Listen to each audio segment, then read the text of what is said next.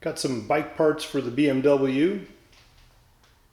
All going back here on the rear wheel. This is a lightweight rear brake rotor, saves about 10 ounces by installing that. You can see it's much more open than the current design. And then I got several sizes of rear sprockets from Alpha Racing in Germany. And these are so I can put them on the sprocket carriers and easily change those while I'm at an event like Texas Mile. You always want the teeth and number on the outside, of course, of the sprocket. Fasteners on.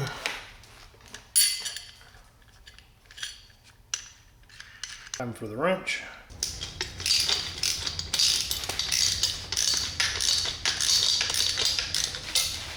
Yeah, I could fight getting off those rounded nuts for the next hour or two, but I've got a grinder, so why make life difficult?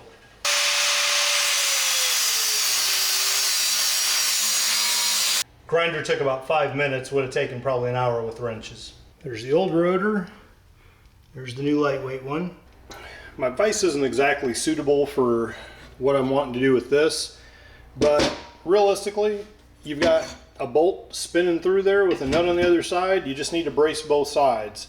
And instead of trying to grip something in a vise that's not going to hold it, I'm just going to stick that wrench in each of those bolts. I'll let the teeth hit the wood so it's soft and doesn't hurt it. And then I'll use my torque wrench to go ahead and tighten down to what's needed.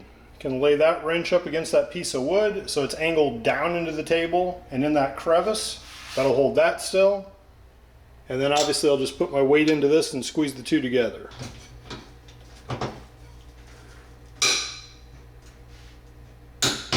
Two. Rotate two. There's the assembly.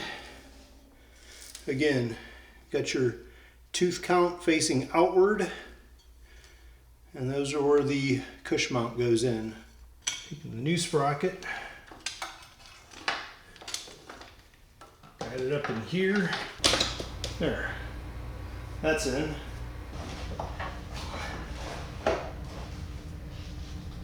There.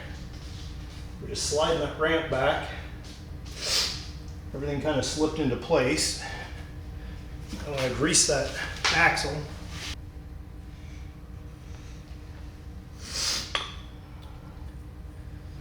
Forgot that thing, so I got to take it back apart and put that on. Not a big deal, just frustrating.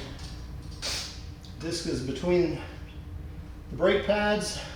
Spacer there, spacer there, spacer here, chain sprocket.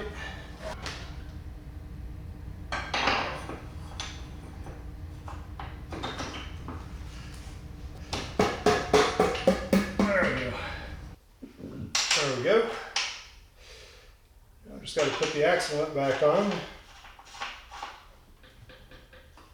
Check the chain and all that after to get it on. Far forward as you can. And to keep a cheat sheet of the torque specs. And there you go. Got everything put back together and checked out. Real careful like. And clear. Okay, good. Now I have my new sprocket on.